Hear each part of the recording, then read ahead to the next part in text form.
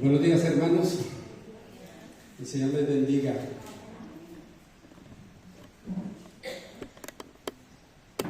Esto es muy importante, lo que Dios está haciendo esta mañana, para que podamos entender con un poco más de profundidad la obra de Cristo. Amén, hermanos. Pues estamos en una celebración donde en el mundo religioso se celebra la Semana Santa, ¿cierto? Pero ¿cuál es el entendimiento acerca de todo esto que sucedió hace un poco más de 2000 años? Y de pronto allí es donde el Señor precisamente quiere que nosotros entendamos esa parte. Muchas personas van hoy a los templos, van aún a ciudades un poco lejanas, digamos, como Buga o como Popayán, o bueno, donde la religiosidad se coloca en un punto máximo, pero en realidad se está entendiendo lo que hizo Cristo hace ese tiempo, hace más de 2000 años.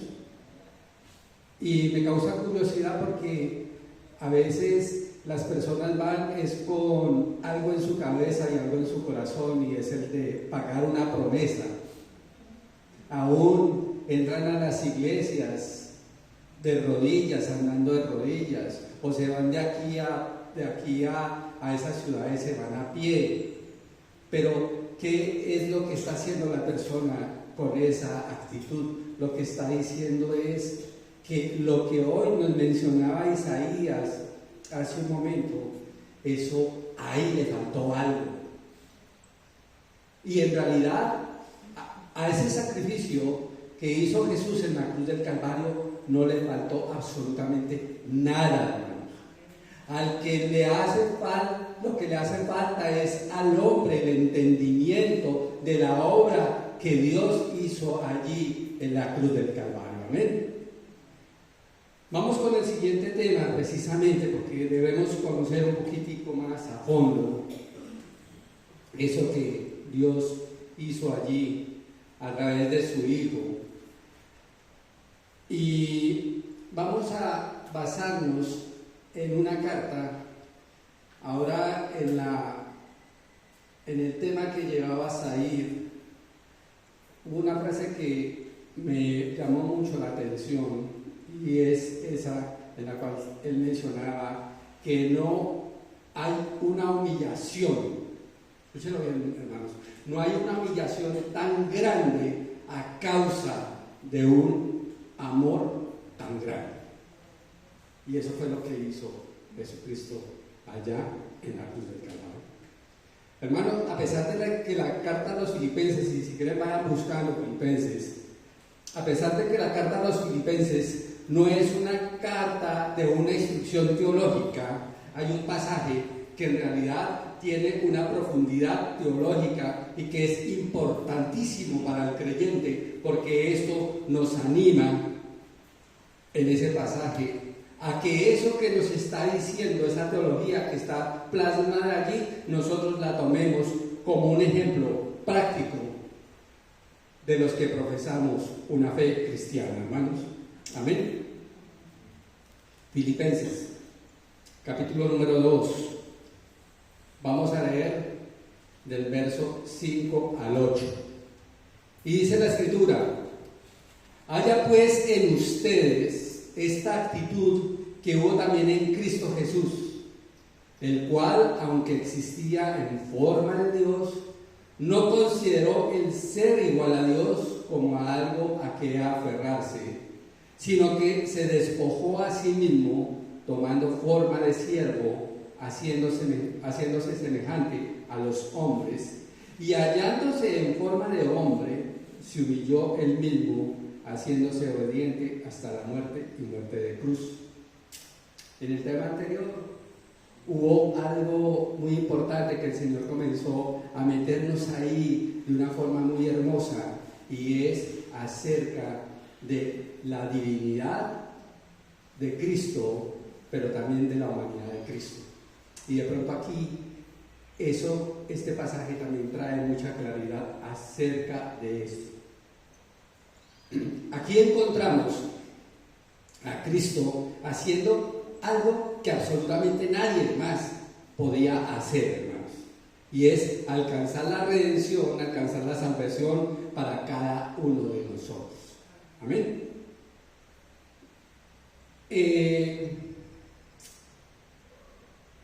Si escuchaste lo que decía el pasaje, en pocas palabras y diciéndolo, colocándolo no en la escritura exactamente, lo que nos dice ese pasaje es que el Señor Jesucristo se humilló de tal forma, es decir, que Él descendió de la gloria donde Él se encontraba, descendió de esa gloria a la vergüenza que hay en la cruz. De hecho, nos hablaba que la muerte de Cristo era vergonzosa. Amén, en uno de los apartes del tema anterior. ¿Y para qué lo hizo? Para que mi vergüenza, para llevarme de mi vergüenza, porque recuerden que en el libro de Génesis nos dice de esa caída del hombre, ¿qué le causó? Vergüenza. Y ahora, eso que está haciendo allí Jesucristo en la cruz del Calvario, es llevarme a mí de esa vergüenza a la gloria de su Padre. Eso lo hizo por ti y por mí, descender para poder ascenderme a mí.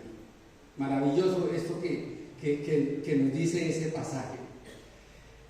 Ahora, nosotros podemos recordar que en el Antiguo Testamento nos anuncia el Señor que Dios no dejará en ningún momento impune el pecado. Ahora, cuando Dios toma el lugar de culpable, cuando Cristo toma el lugar de culpable, lo hace con el propósito de dejarme a mí impune, porque Él hace el pago totalmente allí. Entonces, no es solamente que nos muestra la humillación allí, sino nos está mostrando también esa actitud de siervo. Hermanos, este pasaje deja claro cómo luce un siervo de Dios para la gloria del Padre, hermano. Amén. Entonces, el punto es poder ver cómo se permite nuestra redención, pero además ver cómo esa humillación nos deja un ejemplo, un modelo claro para que nosotros podamos seguir. Mire que lo que hizo Cristo en la cruz del Calvario es maravilloso y ya lo hizo por ti y por mí. Pero entonces aquí nos deja un precedente y una base para que nosotros tengamos una motivación para que eso que Él hizo allí en la cruz del Calvario sirva para nosotros como un modelo a imitar. Amén. Ahora,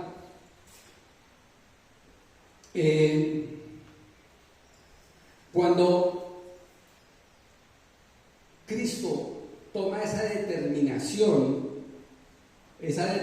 tan importante acerca de la naturaleza, de venir en esa naturaleza humana, entonces ahí vemos la pasión de su vida para dar un cumplimiento a la voluntad del Padre, porque eso es lo que está haciendo Jesucristo allí, obedeciendo al Padre, aceptando la voluntad de su Padre. Amén, hermanos. Ahora, de hecho, en 2 ocasiones en la Escritura se escucha decir desde la voz del cielo: este es mi Hijo amado, en el cual yo tengo complacencia. El Padre diciéndole al Hijo: eso me complace a mí, porque estás obedeciendo, porque estás cumpliendo mi voluntad. Y la prueba de esto, de la complacencia del el Padre en lo que hace el Hijo es cuando el Padre, a través del poder del Espíritu Santo de Dios, resucita al Hijo. Eso es como decir el amén del Padre diciendo: la obra que tú has hecho está perfecta, está completa.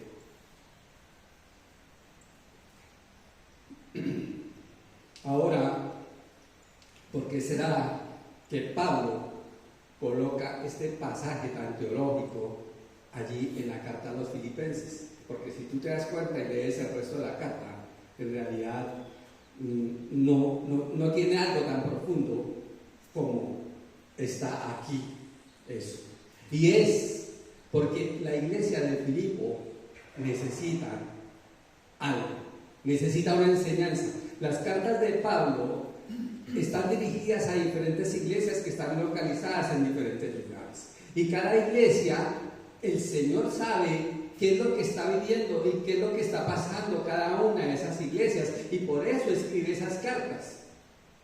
Porque allí, en esas cartas, hay unas directrices y hay unas exhortaciones a la iglesia para que se corrijan determinadas cosas. Amén. Los romanos no encontraban claridad en el significado del Evangelio. Entonces, el Señor, ¿qué es lo que hace? Con inspiración del Espíritu Santo de Dios, le dice a Pablo: escríbele una carta a la iglesia, a los romanos. En Corinto se estaban presentando unas cosas de desorden terriblemente espantosas que no eran nada del agrado de Dios. ¿Qué le dice el Señor al Espíritu Santo? Dirige a Pablo para que le escriba unas cartas a los corintios. Y mire que cada una de ellas tiene un propósito. Ahora, ¿será que la carta de Filipos se excluye de esa directriz de Dios? No, en absoluto. Entonces, ahí es donde nos vamos a enfocar un poquitico acerca de por qué está dirigida esta carta. Y es que resulta que el problema de la iglesia de Filipos eran una serie de desacuerdos y de tensiones que habían dentro de los hermanos. Ahora, cuando una persona anda enfadada, disgustada, apática, ese malestar interior comienza a exteriorizarse hacia los demás. Y eso es sumamente peligroso. Amén.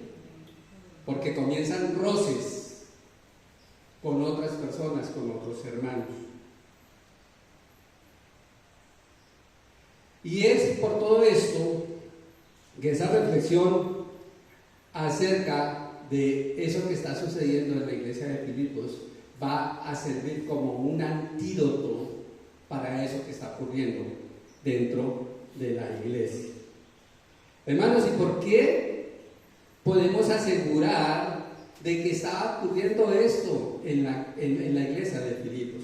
Si nosotros nos regresamos un poquitico, nos adelantamos un poquitico al capítulo número 4 de ahí de Filipenses, leemos en el capítulo 4, en el verso 2 y 3, mire lo que el Señor está diciendo a través de Pablo. Pablo está hablando allí, dice: ruego a Evodia y a Síntique que vivan en armonía en el Señor. ¿Qué estaba ocurriendo allí entre Evodia y Síntique? Había una diferencia, no sabemos qué era lo que había, pero aquí, si les está exhortando a que vivan en armonía, era porque había algo, ¿sí?, de disolución entre ellas. Que vivan en armonía en el Señor. En verdad, fiel compañero, también te ruego que ayudes a estas mujeres que han compartido mis luchas en la causa del Evangelio, junto con Clemente y los demás colaboradores míos, cuyos nombres están inscritos en el libro de la vida. Entonces, aquí ¿qué es lo que estamos viendo? Aquí estamos viendo un ruego Un ruego del apóstol Pablo a estas dos siervas.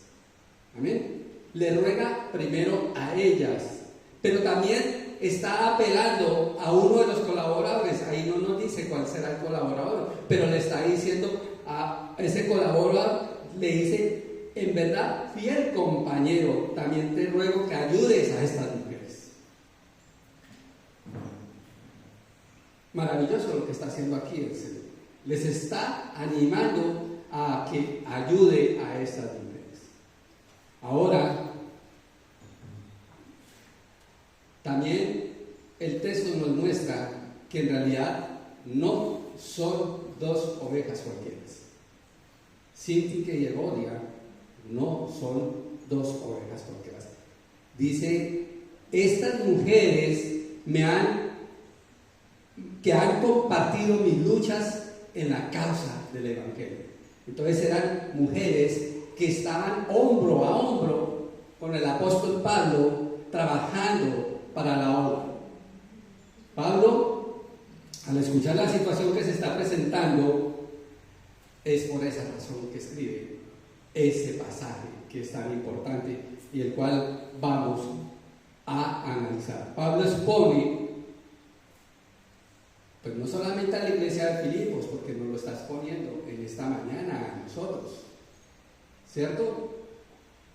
Nos está exponiendo la humillación de Cristo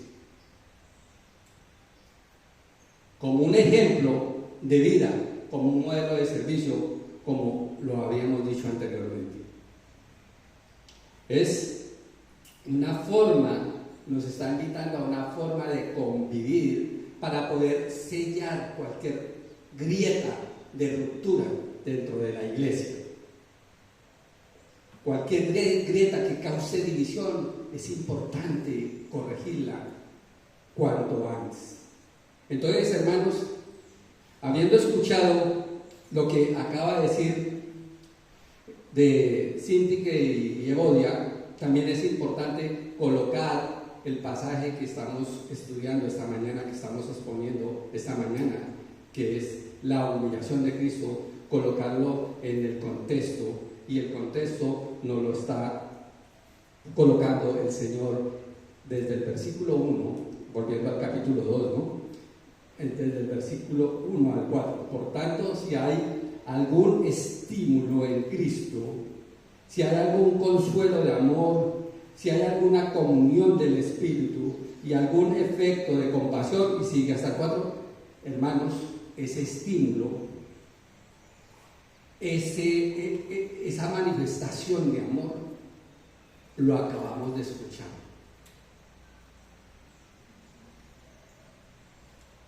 ¿Es así o no es así? ¿Qué escuchaste en el tema anterior? Eso tiene que motivarte a ti a algo, ¿cierto? Si hay un consuelo de amor, dice allí, si hay una comunión en el Espíritu, si hay algún afecto o compasión, si tú te identificas con lo que Jesús, con lo que nos mostró el Señor, de lo que hizo Jesús allí en la cruz del Calvario, ¿sí? Soportando esa humillación, soportando ese dolor, soportando esa angustia, entonces aquí es importante que nosotros entendamos esto que nos está diciendo el Señor.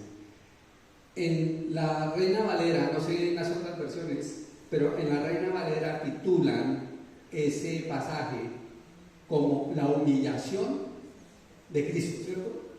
Pero en realidad yo creo que ese pasaje debería llamarse es la autohumillación de Cristo. Amén. Porque Él es el que decide. Dios Padre en ningún momento humilla a Cristo. Dios humilló al faraón por razones que tal vez nosotros ya conocemos. Dios humilló a Nabucodonosor siendo uno de los gobernantes más grandes de un imperio. Hasta lo volvió loquito durante un tiempo. Lo volvió como una bestia al campo. Eso ahí Dios lo humilló Amén. Dios humilló a Jonás, que era un siervo también de él. Pero aquí, en este caso, Dios no está humillando a su Hijo. Amén, hermanos.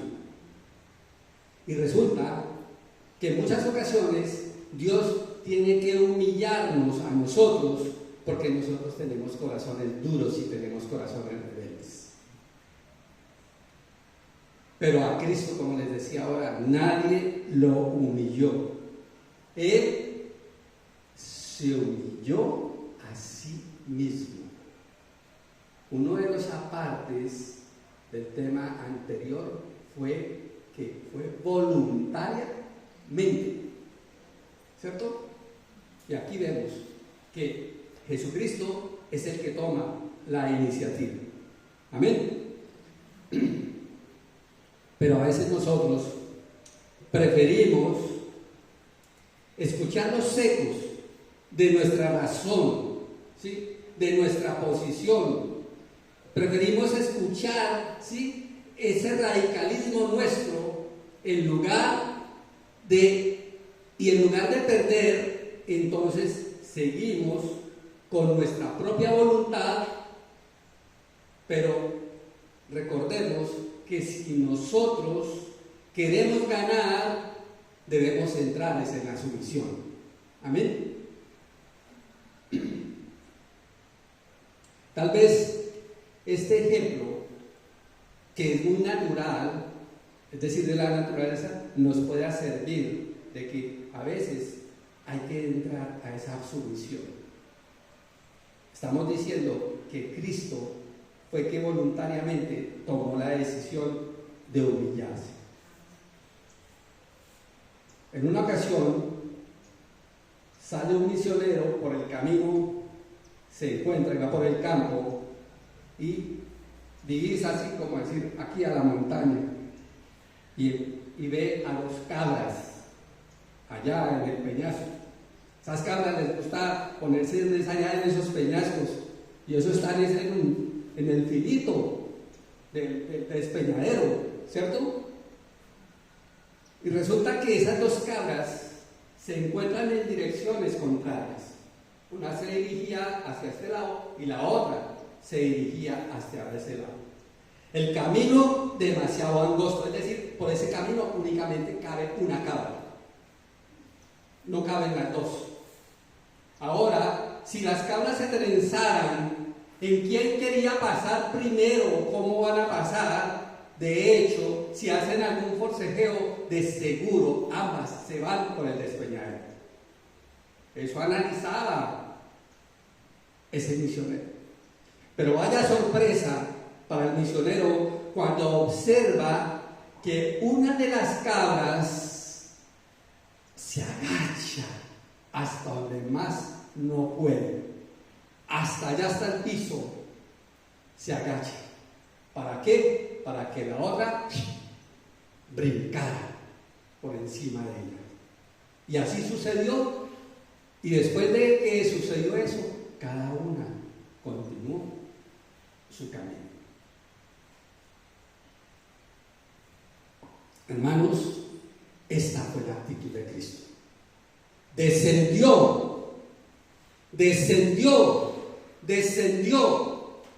porque ahí nos está hablando el pasaje acerca de esa situación. ¿Para qué? Para que nosotros pudiésemos pasar a ese encuentro y continuar nuestro camino para encontrarnos con Dios Padre y tener una reconciliación con Él.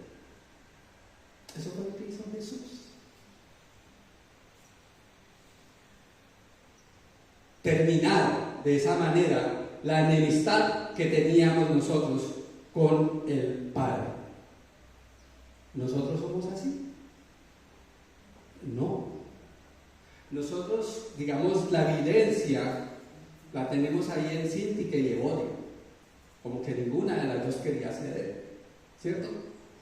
Preferimos chocar, preferimos enganchar nuestros cuernos antes de ceder, antes de bajar tanto porque nosotros no queremos perder nuestra posición. Amén, hermanos.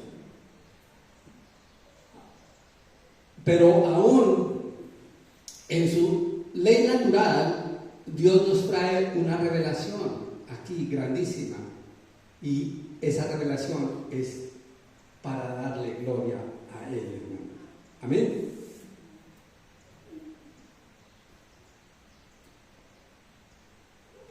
Una de esas cabras supo hacer lo que tenía que hacer, ¿cierto?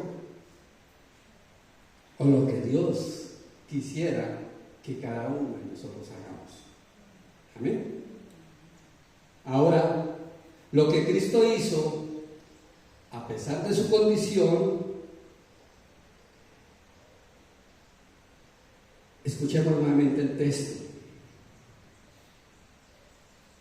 Haya pues en ustedes esta actitud que hubo también en Cristo Jesús, el cual, aunque existía en forma de Dios, no consideró el ser igual a Dios como algo a que aferrarse, sino que se despojó de sí mismo, tomando forma de siervo, haciéndose semejante a los hombres.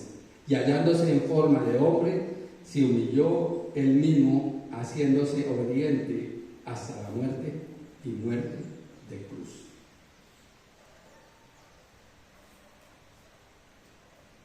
Hermanos, es que lo que dice Dios siempre será mucho más importante que lo que yo tenga que decir. Porque es que en nuestra mente, como les digo, razonamos y nos colocamos en posiciones a veces totalmente absurdas. Pero por eso es tan importante escuchar lo que Dios quiere decirnos a nosotros. Entonces, comencemos a desempacar. Amén. Ese texto tan hermoso que acabamos de leer. Vamos a ver tres cosas. Vamos a ver cinco cosas que son muy importantes, que están plasmadas en ese pasaje y que Dios realizó y que quiere traerlas como ejemplo para cada uno de nosotros. Vamos a verlo a través de 5 palabras que todas van a comenzar por la letra A. Primera, la actitud. La actitud, esa palabra se relaciona mucho con nuestra forma de pensar. Amén. Es como la inclinación natural de nuestros pensamientos. De hecho, ese mismo pasaje, en otras versiones, haya pues en vosotros este sentir. En otro pasaje, en otra versión dice, piensen y actúen como Cristo. Escúchalo, piensen y actúen como. Tengan la misma manera de pensar, dice otra versión. Entonces, allí en nuestro pensamiento es donde se produce la actitud. Es una actitud mental, una disposición. Amén. Y esa actitud que toma Cristo, precisamente, o ese modo de pensar que tomó Cristo, es que Él allí es donde Él abraza totalmente esa misión a la cual el Padre lo había encomendado. Amén.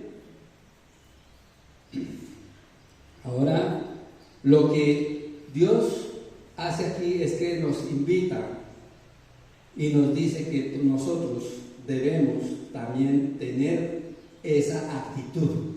Haya pues en vosotros. Esa frase es muy importante, haya pues en vosotros. Bueno, me voy a meter un poquitico en un tecnicismo del lenguaje allí para que podamos entender con más claridad esa frase. Amén. Esa frase, esa expresión, haya pues en vosotros,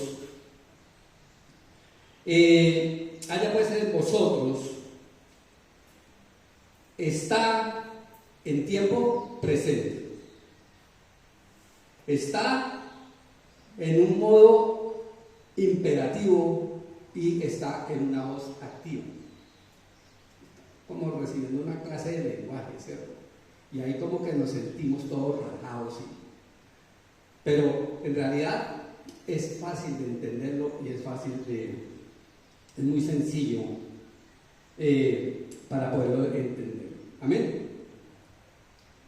Decimos que el hecho de que esa frase esté en tiempo presente nos dice que la invitación a la cual nos está haciendo Pablo no es solamente tener una actitud de momento, porque siempre se va a mantener la frase en tiempo presente. No es durante un poquitico de tiempo, sino que eso debe convertirse más bien en un estilo de vida para nosotros. Haya pues en vosotros, es decir, que siempre eso sea nuestra forma de sentir, de pensar. Amén.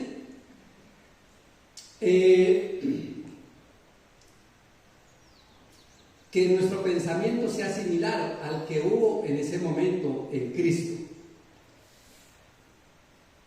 Debe haber una actitud, hermanos, que debe tener cada oveja del rebaño del Señor, en cada iglesia. Hermanos, si nosotros tuviésemos esta actitud, esta forma de pensar, ustedes se imaginan que en las iglesias no habría divisiones, hermanos.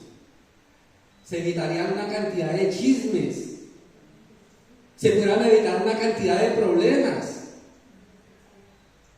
Amén, hermanos. Entonces lo que Dios nos está diciendo es que la iglesia, así como le está diciendo a la iglesia de Filipos, le está diciendo hoy a la iglesia, ¿sí?, asumir esa actitud que hubo en Cristo. Ahora, la expresión también está en una voz activa. Lo que implica es esto, que Jesús hizo. Y es algo, porque Jesús lo hizo, ¿cierto? Jesús realizó, así conforme lo está manifestando. Entonces, si lo hizo Jesús, nosotros también lo debemos hacer. Tú y yo tenemos que hacerlo. Y eso, para poder hacerlo, implica una decisión personal. Amén.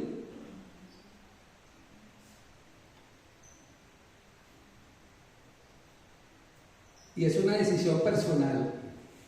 Y decimos que es una voz activa, por esa razón.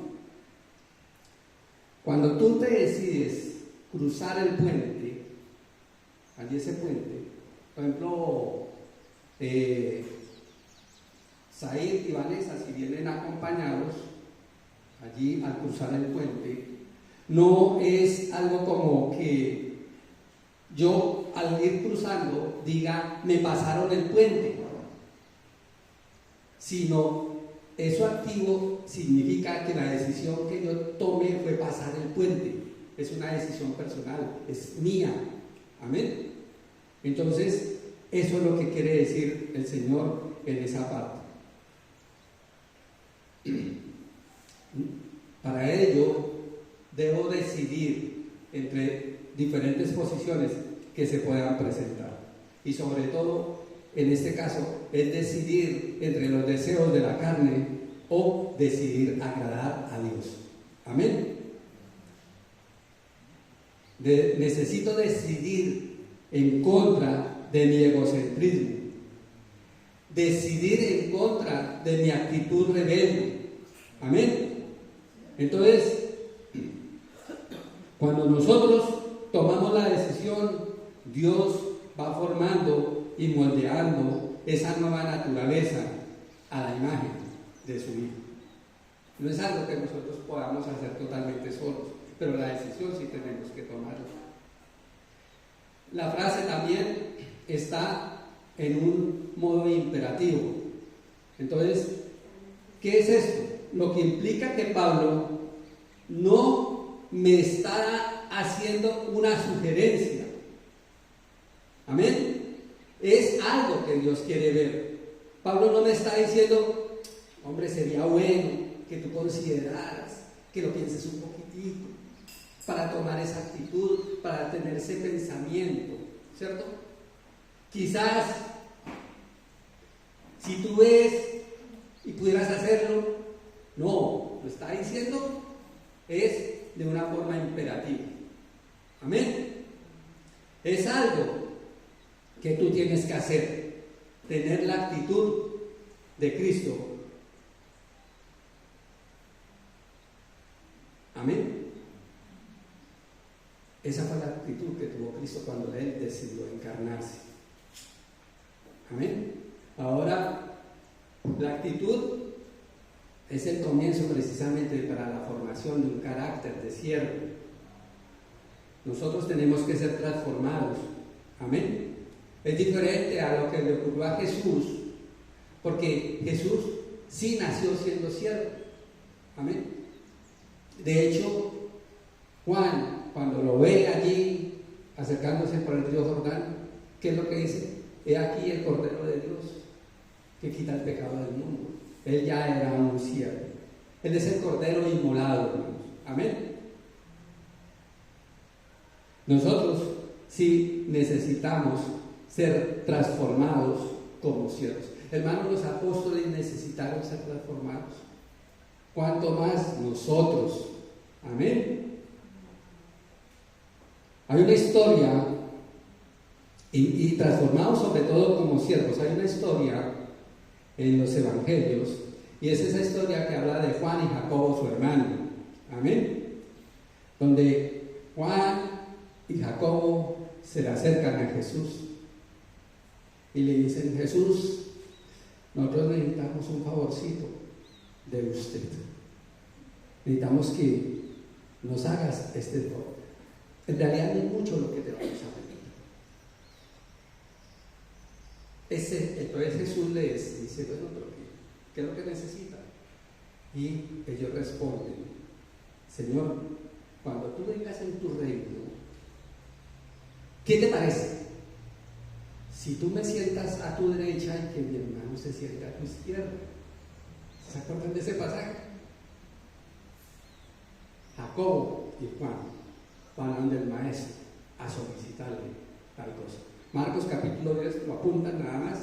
Ahí estuvo resumido, muy parafraseado. Marcos capítulo 10, verso 35 al 45. Amén, hermanos. En realidad no te estamos pidiendo mucho, Señor. Pero ¿cuál fue la respuesta del Señor? Escúchalo bien, hermano. Y el que entre ustedes quiera ser el primero, será su siervo. Así como el Hijo del Hombre no vino para ser servido, sino para servir y para dar su vida en rescate de muchos. Tienes que convertirte en siervo. Es más,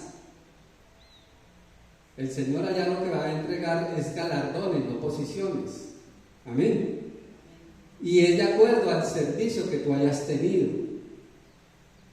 Pero lo más curioso es que estos dos hermanos que fueron a solicitarle eso a Jesús, y habiendo escuchado lo que el Señor les había dicho, el Señor Jesucristo, después de eso, los envía a Jerusalén a hacer una tarea. Pero cuando ellos se dirigen a Jerusalén, pasan por una aldea de Samaria, donde no fueron bienvenidos, donde no fueron bien recibidos. Y escucha bien lo que dicen ellos. Como no fueron bien recibidos en ese lugar, le preguntan al Señor: ¿quieres que mandemos que descienda fuego del cielo y los consuma? ¿Ah? ¡Tremendo! Está pidiendo que que yo me pueda sentar aquí y que mi hermano se siente aquí, y después salen con esa. Ahora, ¿quieres que hagamos que descienda fuego del cielo? Como si eso dependiera de ellos, hermanos. El Señor Jesucristo queda aterrado y les pregunta: ¿ustedes de qué espíritu son? son ustedes. Mientras que el Señor Jesucristo está mostrando gracia, ellos están mostrando y quieren desatar, es una fuerza destructiva. Segunda palabra. Entonces, hubo una actitud en Cristo. Ahora hay un abandono. No me refiero a que Jesucristo haya sido un abandonado, ¿no? Ahí como que no. No, abandono aquí es renunciar a la posición que él tenía. Dice el verso 6, el cual, aunque existía en forma de Dios, no consideró ser igual a Dios como a algo a que aferrarse. Entonces, imagínate lo que nos hablaba ahora el pasaje de Isaías.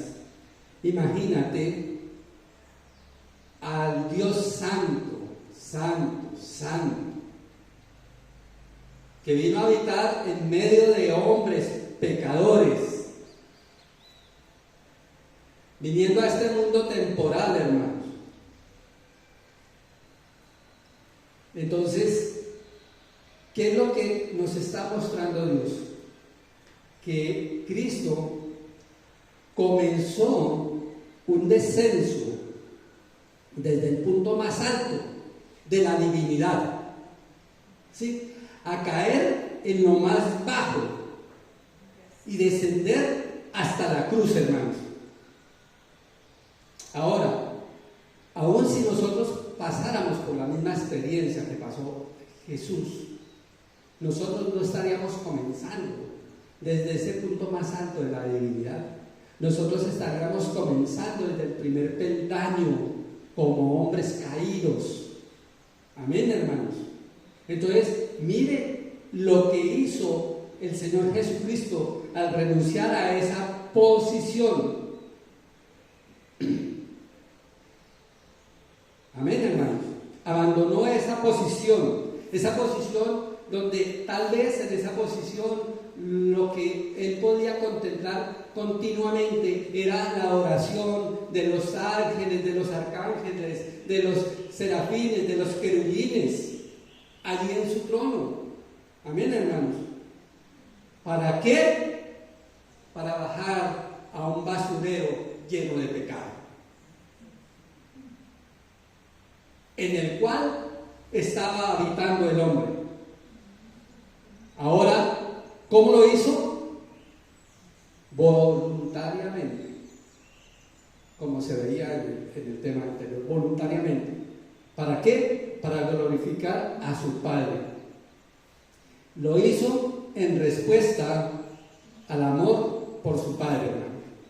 Cristo abandonó su posición. Y aquí de pronto podemos entender un poco más de lo que nos hablaba el tema anterior. Cristo no abandona su naturaleza divina, sino abandona la posición únicamente, ¿sí?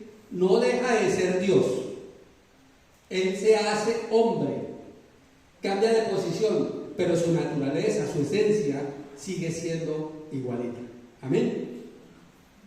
De hecho, dice que siendo en forma de Dios, se hizo en forma de hombre, y ahí hay como un trabalenguas y una cuestión, pero es algo maravilloso para que nosotros podamos entender, ¿sí? La forma cuando habla de la forma de Dios, habla de esa forma interna, de la naturaleza, del carácter que tiene Dios, ¿sí? Pero cuando nos habla de la forma de hombre, ya nos está hablando de esa forma externa, ¿sí? Él tenía que hacerlo de esa manera. Nació de mujer, pero ¿cómo fue concebido? Por el Espíritu. Sigue siendo Dios, ¿cierto? Porque es concebido por el Espíritu.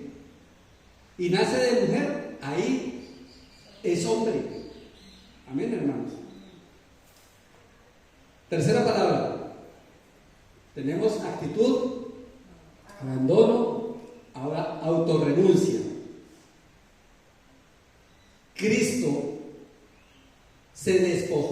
a sí mismo, dice la Escritura. Ahora, no es que el Padre lo despojó, sino que Él se despojó a sí mismo. Amén, hermano. Y eso está claro en el pasaje, ¿cierto? Está totalmente claro. Y ahí vale la pena volver a aclarar que se despoja es de su posición y no de su naturaleza. Amén. ¿De qué se despojó? De la gloria que él tenía junto con el Padre.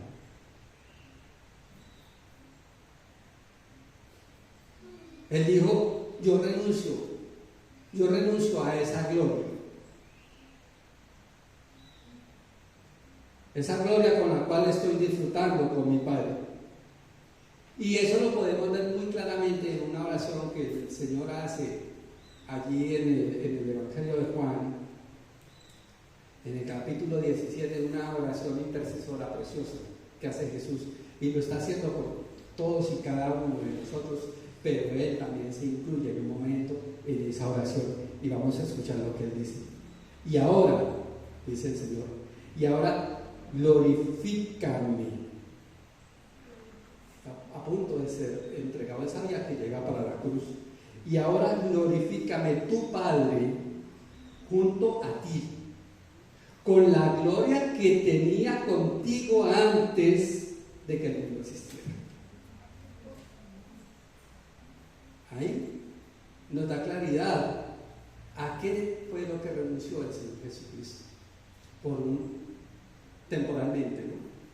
Pero ahí se lo está pidiendo al Señor. Ni siquiera va a ir a arrebatar la gloria, sino le dice al Señor, glorifícame con la gloria que tenía antes contigo. Entonces esto nos ayuda a entender esa parte, que se despoja de su gloria, mas no de sus atributos.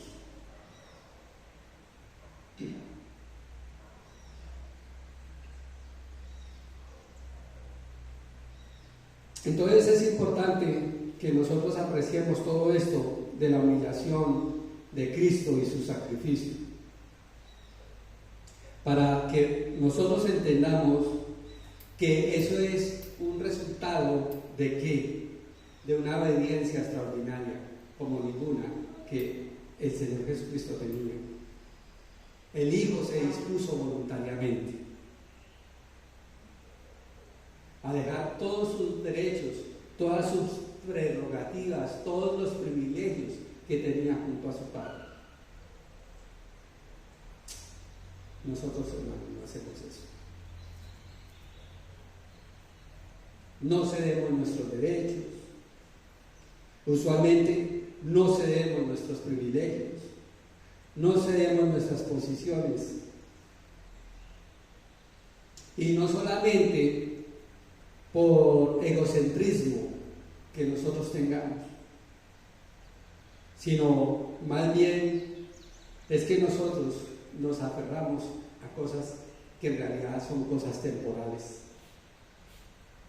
posición, privilegios, títulos, que en realidad no valen la pena. Amén. Mientras que hay otras cosas que Dios está ofreciendo y que no son temporales, sino que son para toda una eternidad, hermanos. Ahora, por eso el Señor nos hace recomendaciones que nosotros debemos colocar nuestra mirada en esas cosas que no son temporales. Amén. Y si hacemos eso, entraríamos en esa posición de estar dispuestos a ceder esas cosas que nosotros a veces pensamos erradamente que tienen valor o que nos dan valor a cada uno de nosotros.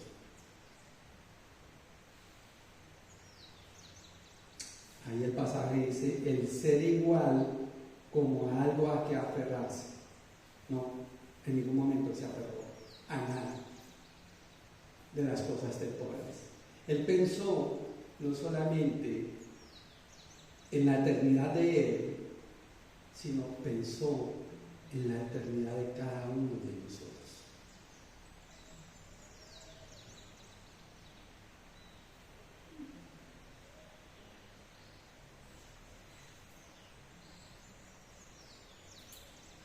Cuarta palabra, abnegación. Abnegación al servir. Dice el pasaje, tomó la forma, mira que ya es otra forma, ¿no? Tomó la forma de siervo, haciéndose semejante a los hombres. Hermanos, Él no solamente se hizo hombre, Él pudo haber venido como hombre, pudo haber venido tal vez como la cabeza del Imperio Romano, ¿cierto? Que hubiera llegado una vez con esa posición, de los que estaban gobernando en ese momento el mundo. Él pudo haber nacido en Atenas, en Roma, aún. Él pudo haber nacido en Jerusalén. ¿Dónde nació? En Belén, una ciudad desconocida. ¿Nació en un palacio? No, no nació en un palacio, nació en un pesebre. Nació rodeado de súbditos, que esto, no, en medio de pastores y de unas bestias de ahí del campo. Y todo eso nos introduce a un siervo que es abnegado. Jesús se encarna y al encarnarse se hace siervo. ¿Para qué? Para cumplir unos propósitos que su Padre tenía en mente. Amén. Como lo podemos ver a lo largo de cada uno de los evangelios, Él le sirvió a todos, a sus discípulos, a prostitutas, recaudadores de impuestos, a leprosos, a mujeres, aún le sirvió al traidor. Cuando Él estuvo en el aposento alto, antes de ser entregado, hay una escena maravillosa, y es cuando Jesús le lava los pies a los discípulos. Le lava los pies a Juan, le lava los pies a Pedro, le lava los pies a Jacobo. Cuando Él llega a donde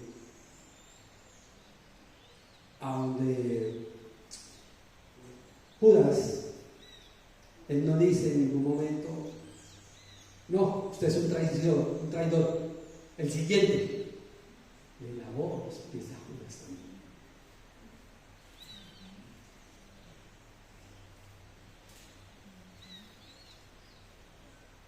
Y hace una exhortación ahí a sus discípulos y les dice, después de ellos observar todo eso, les dice, aprended de mí que soy manso y humilde.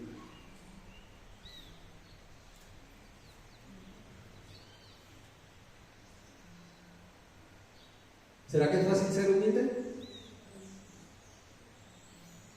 No, en realidad no es fácil, hermanos. En realidad no es fácil, nunca será fácil ser humilde. Nosotros podemos pararnos aquí a predicar acerca de la humildad. ¿Cuánto dura la predicación? ¿En tiempo? ¿1 hora? En el caso mío, un poquito más. 1 hora. Lina se ríe. Hermanos, aproximadamente 1 hora dura la predicación. Sí, el mensaje dura eso, el sermón dura 1 hora. Pero tu vida tiene que predicar para toda una semana, para todo un mes, para todo un año, para siempre. Acerca de eso, de la humildad. Amén. Hermanos, una actitud que hubo en Cristo, un abandono de su posesión, esa autorrenuncia, su abnegación en el servicio y por último, el absurdo de su sacrificio a la luz del entendimiento humano. Absurdo, pero a la luz de ese entendimiento humano. Dios es el dador de la vida, ¿cierto, hermanos? Y está muriendo en el lugar del hombre. Eso es un absurdo. El dador de la vida perdiendo la suya. ¿Puede haber un absurdo más grande? El inocente ocupando el lugar del culpable. El juez se sienta en el banquillo del acusado. ¿Hay algo más absurdo? El santo, hecho maldición a causa del pecado. Hecho maldición allí en un madero. El rey que se viste de gloria, porque un rey se viste de gloria. Said ahora preguntaba acerca de esa vestidura, de esa capa púrpura, ¿cierto? Que le habían colocado a Jesús. Pero después de que habla de esa capa, ¿qué dice acerca de esa capa? Que se la quitaron, se la arrebataron, ¿sí? Entonces, el rey que se viste de gloria ahora está siendo desnudado en la cruz ante todo el mundo. Está siendo humillado. El Rey de Reyes, Señor de Señores, convertido en un siervo.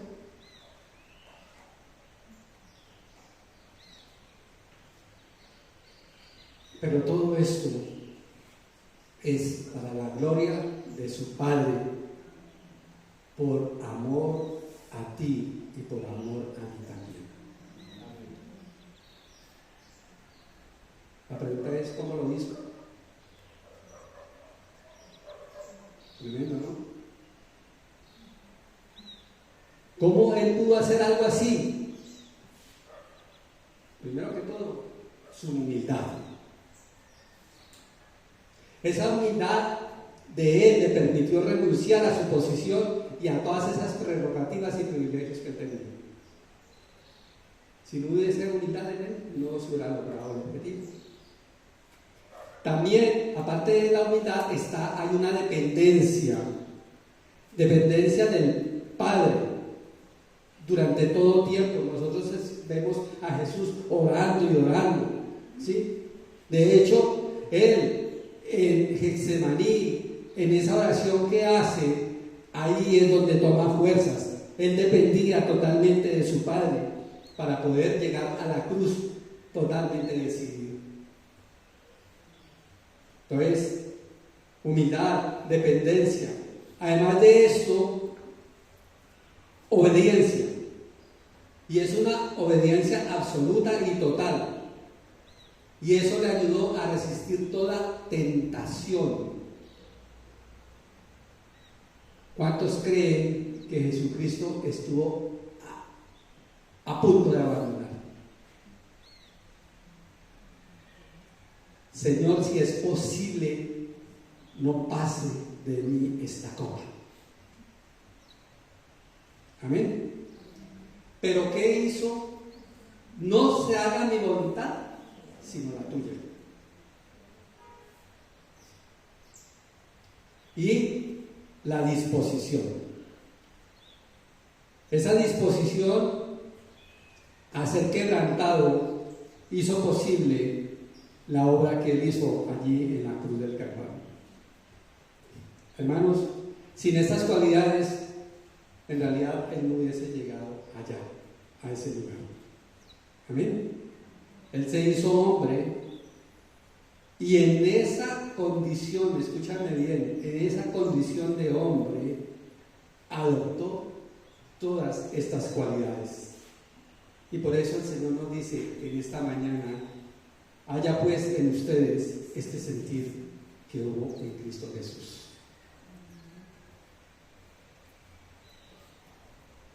Hermanos, Dios les bendiga.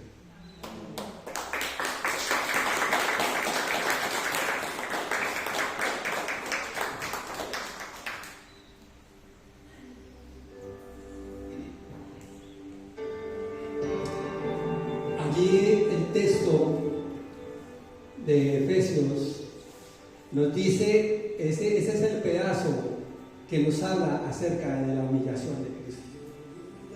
¿Sí? Pero después el texto nos dice que Él fue exaltado por el Padre. Y si Él fue exaltado por el Padre, nosotros estamos invitados primero que todo a tomar esa conducta de Cristo. Pero también estamos invitados a que nosotros le exaltemos y vamos a adorar al Señor. Amén.